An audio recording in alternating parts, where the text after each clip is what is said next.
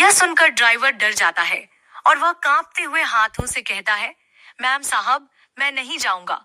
आपको तो पता ही है, आज सर बहुत गुस्से में है।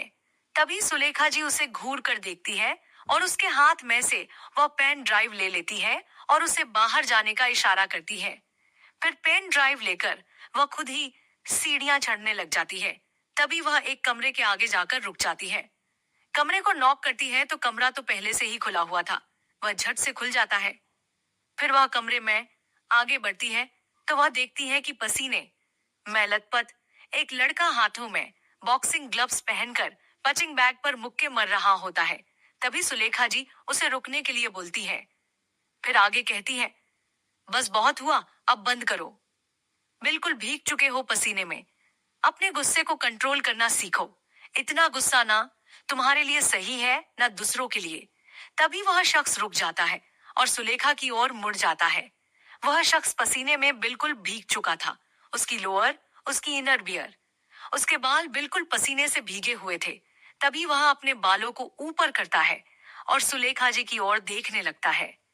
सुलेखा जी उसे पेन ड्राइव देती है और बेड पर बैठने का इशारा करती है और प्यार से उसके बालों में हाथ फिरती है। सुलेखा जी कहती हैं, त्रिशान बेटा, कोई बात नहीं, माफ कर दो। एक बार चांस तो दो उन्हें अपनी गलती सुधारने का। त्रिशान सिंघानिया सुलेखा जी के बड़े पोते।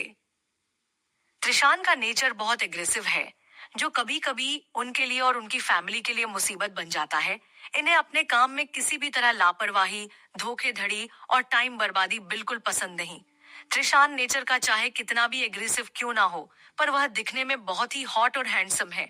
इनका सूडोल और फिट बॉडी लड़कियों को अपनी ओर अट्रैक्ट करने के लिए काफी है, पर इन्होंने आज तक एक भी लड़की को भाप तक नहीं दिया, क्योंकि इनके लिए लव, फीलिंग्स यह सब इन्हें समझ में नहीं आता, या वह शायद यह समझना ही नहीं चाहते।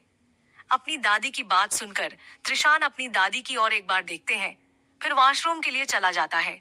सुलेखा जी अपने पोते को सवाली नजरों से जाते हुए देखती है और वह भी उठकर नीचे चली जाती है। जब त्रिशान तैयार होकर नीचे आता है तो घर के सभी नौकर उसे ग्रिट करते हैं। जैसे ही त्रिशान बाहर जाने को होता है तभी पीछे से एक आवाज आती है, भैया नाश्ता तो कर लो, ऐसे भूखे पेट जाओगे क्या ऑफिस? त्रिशान के कदम रुक जाते हैं और वह उस आवाज का पीछा करते हुए पीछे मुड़ता है तो त्रिशान की बहन उन्हें डाइनिंग टेबल पर खाना खाने के लिए बुला रही थी। तभी त्रिशान अपने चेहरे पर कोई भाव ना लिए कहता है, मुझे भूख नहीं है, आप सब खा लो, और बाहर चला जाता है। बाहर खड़ा त्रिशान का बॉडीगार्ड त्रिशान के लिए कार का दरवाजा खोलता है। गाड़ी में बैठ जाने के बाद त्रिशान ने बॉडीगार्ड को गाड़ी स्टार्ट करने का इशारा करता है। तभी गाड़ी स्टार्ट होती है और वह ऑफिस के लिए निकल जाते हैं। भूमिका, सुलेखा जी और अपने भाई अवय से कहती हैं, आज पक्का ऑफिस में किसी की शामत आई है। भैया जिस गुस्से से गए हैं ना, आज कोई ना कोई ऑफिस से बाहर जाएगा।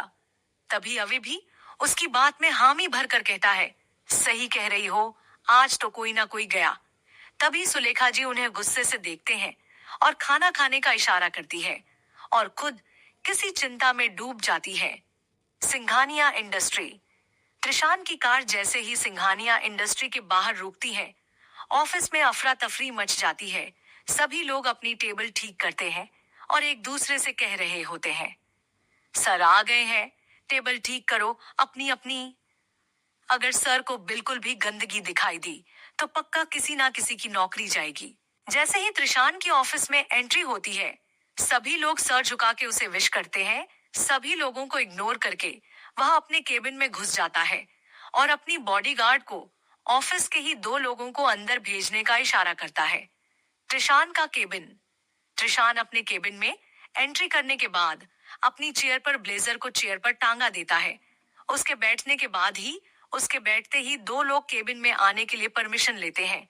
वह दोनों एक साथ कहते हैं, मे आई कम इन सर। त्रिशान, जिसने अपनी चेयर उनके ऑपोजिट साइड कर रखी थी, वह अपनी चेयर को घुमाकर उन्हें देखने लगता है और चेहरे पर बिना भाव के उनमें से एक से पूछता है, मिस राठी, आपको जो मैंने प्रोजेक्ट दिया था वह आपने कंप्लीट किया, उसकी फाइल कहाँ है? तभी वह लड़की घबरा जाती है। वह घबराते हुए कहती है, सर वो सर, बस थोड़ा टाइम चाहिए, मैं बस अभी अभी आधे घंटे में कंप्लीट कर देता हूँ।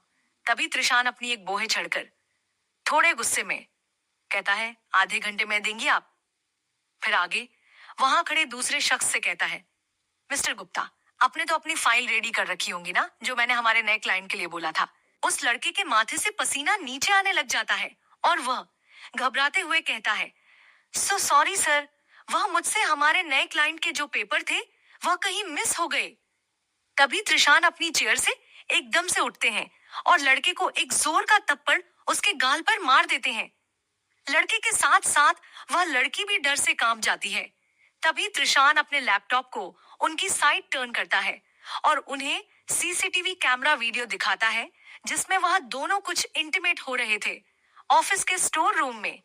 वह दोनों यह देखकर तो दोनों और भी ज्यादा घबरा जाते हैं और त्रिशान के पैर पकड़ लेते हैं और रोते हुए कहते हैं, सर हमें माफ कर दीजिए, आगे से ऐसी गलती नहीं होगी। सर प्लीज हमें नौकरी से मत निकालो। Sir sir please.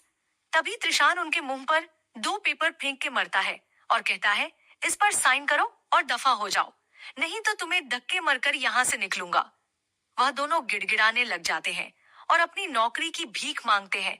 तभी त्रिशान उस लड़के की कॉलर पकड़कर उसे उठता है और अपनी खा जाने वाली नजरों से देखता है।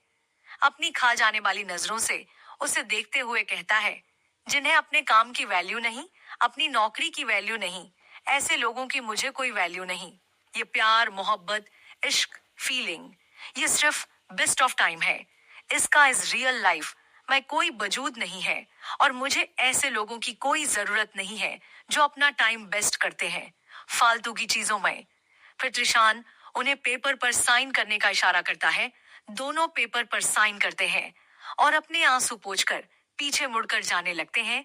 तभी त्रिशान उन्हें रोकता है और एक पेन ड्राइव उनके ऊपर फेंकता है और फिर से अपनी खा जाने वाली नजरों से उन्हें देखकर कहता है, इसे भी लेकर जाओ, अब जॉब तो है नहीं तो घर बैठकर अपनी रंगालियां देखना। वह दोनों केबिन छोड़कर चले जाते हैं। तभी त्रिशान गुस्से से अपने बालों में हाथ फेरते हुए जैसे ही अपनी चेयर पर बैठने जाता है, उसका फोन बजने लगता है और फोन पर नाम फ्लैश होता है, दादी जी।